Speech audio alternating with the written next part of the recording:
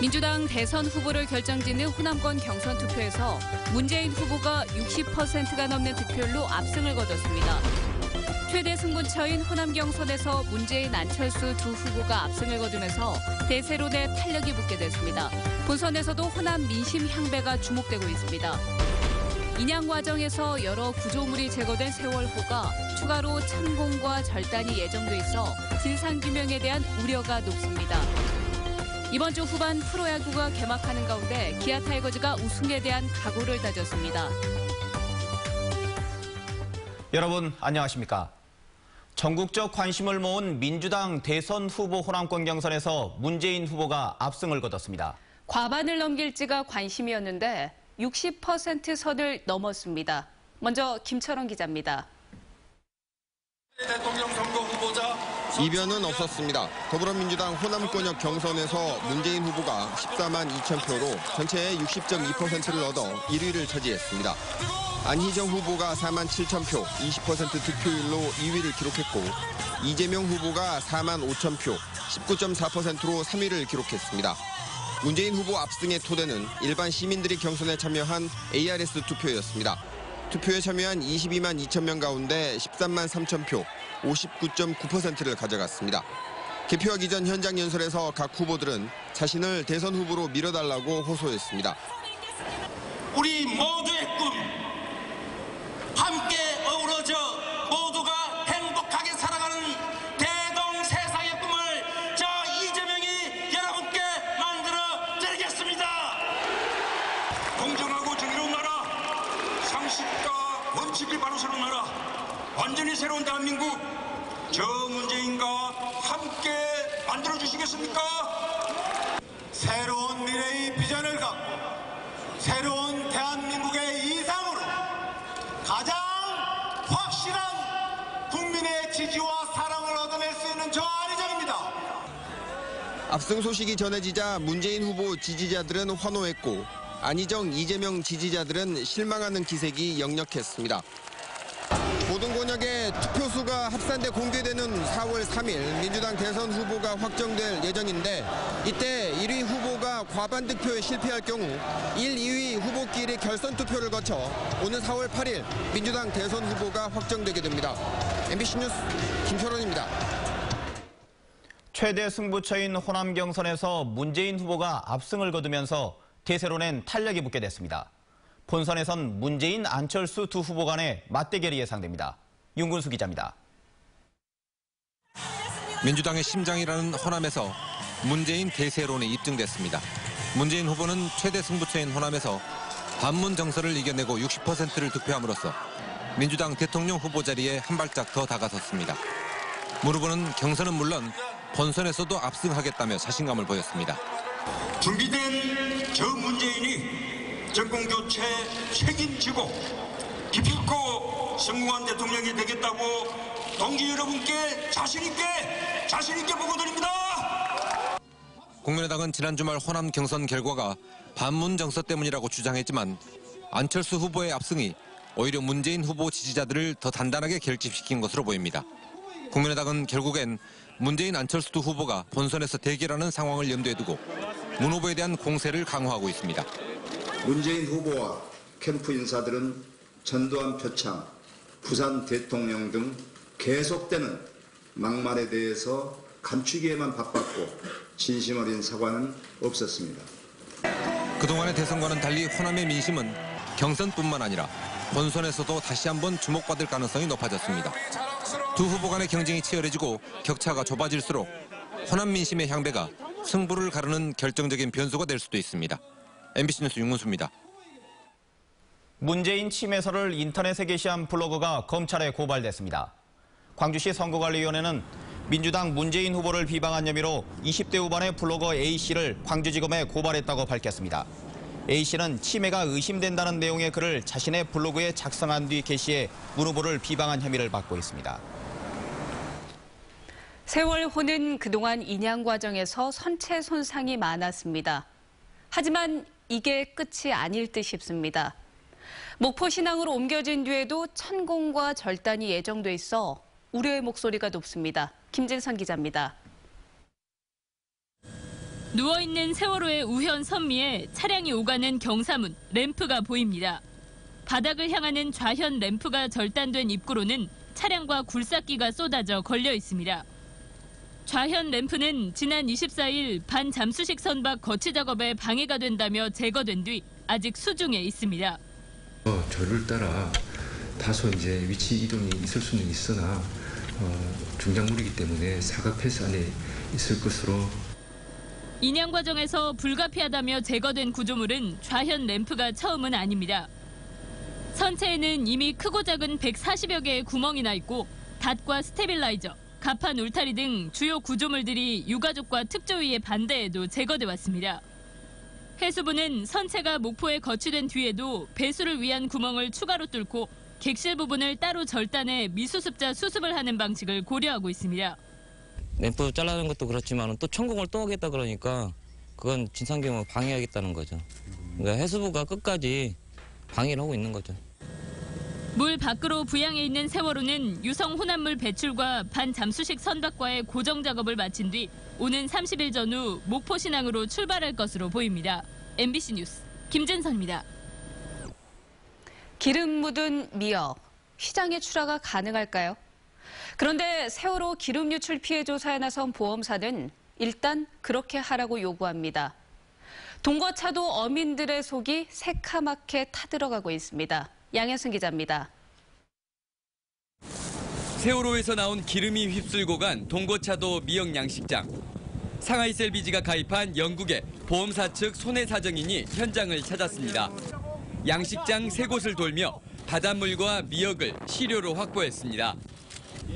채취된 시료는 영국의 검사기관으로 보내지게 되며 결과가 나오기 전까지 최소 열흘가량이 필요할 것으로 보입니다.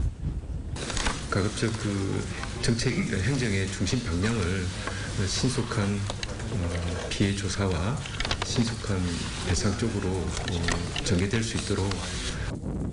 어민들은 통상 3차례 수확이 이루어지는 걸 감안해 전량을 보상해 줄 것을 요구하고 있습니다. 20가닥에 15만 원씩 하는 시세를 적용해 13개 양식장 전체를 보상해야 한다는 겁니다. 이 동거차도 미역은 누구라도 이게 진짜 상품 가치가 안 돼서 먹을 수가 식품으로 사용이 안 되기 때문에 어민들 모두가 지금 한 목소리로 전량 폐기를 원하고 있습니다. 보험사 측은 그러나 일단 정상 수확을 해서 시장에 내놓고 판매를 시도해야 한다는 논리입니다. 노력을 해도 팔리지 않는 물량이 있다면 피해로 적용될 수 있다는 입장입니다. 기름이 묻어 있기 때문에 여기는 값을 이제 현저하게 낮은 값이라든지 아니면은 물량에 대해서 반품이 들어온다든지 이제 이러한 경우에 보상을 지금 보험사에서 해주는. 전체 피해 조사는 언제 이루어질지도 불확실해 어민들은 피해 보상이 장기화될 가능성을 걱정하고 있습니다. MBC 뉴스 양혜승입니다.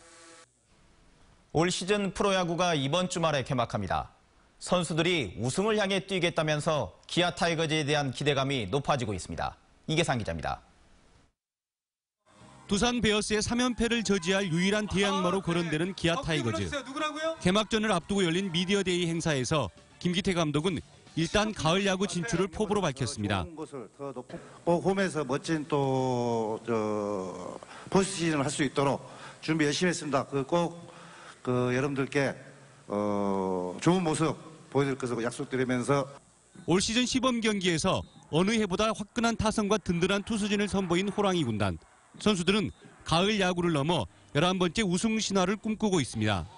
우승이라는 꿈을 향해 열심히 뛸 테니까 팬분들도 많이 응원 부탁드리겠습니다. 우승하게 되면 축승회 때 11명에서 걸그룹 댄스가 어떤 건지 보여드리겠습니다. 기아의 시범 경기 성적은 5승 6패. 승보다 패가 더 많지만 우승에 대한 기대감은 어느 해보다 높습니다. 좌현종 우헥토로 불리는 기아의 원투펀치. 새로운 외국인 투수 패틴으로 이어지는 1, 2, 3 선발진 구축이 일찌감치 완성됐습니다. 최고 구속 157km를 찍은 한승혁은 5경기 연속 무실점 행진을 하며 기아의 든든한 마운드 중심에 섰습니다. 여기에다 4번 타자 최용우를 정점으로 한 중심 타선은 시범 경기 내내 화끈한 공격력을 선보였습니다. 기아 타이거즈는 오는 31일 대구에서 열리는 삼성과의 개막전에 헥터 노에시를 선발로 내세워 팬들에게 시즌 첫 승을 선물할 계획입니다. MBC 뉴스 이계상입니다.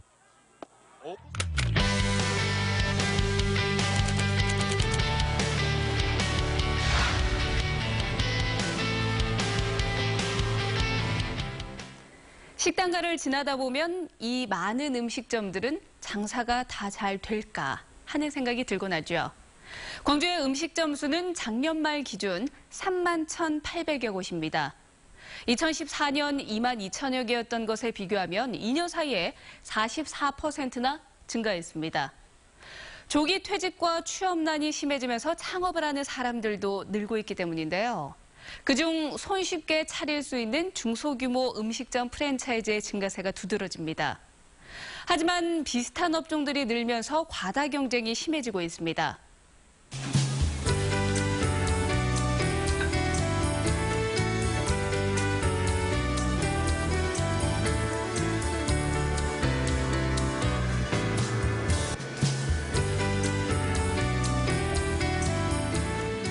개발 비용도 들어가고 많은 시간과 노력을 투자해서 만들었는데 그걸 이제 회수하기도 전에 이제 뭐 카피캣들로 인한 좀 피해를 보는 게 사실이고요.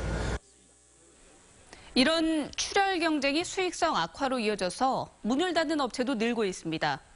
공정거래위원회에 따르면 지난 2015년 프랜차이즈 업체들의 평균 폐점률은 12%로 역대 최고치를 기록했습니다. 생계를 위해 창업한 음식점들이 다시 서로의 생계를 위협하는 장기 불황.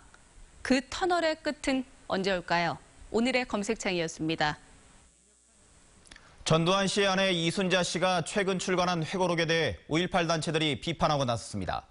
5.18 기념재단은 이순자 씨가 자서전을 통해 전 씨 부부가 5.18의 피해자이고 광주와 무관하다라는 후안무치한 변명으로 진실을 호도했다고 비판했습니다.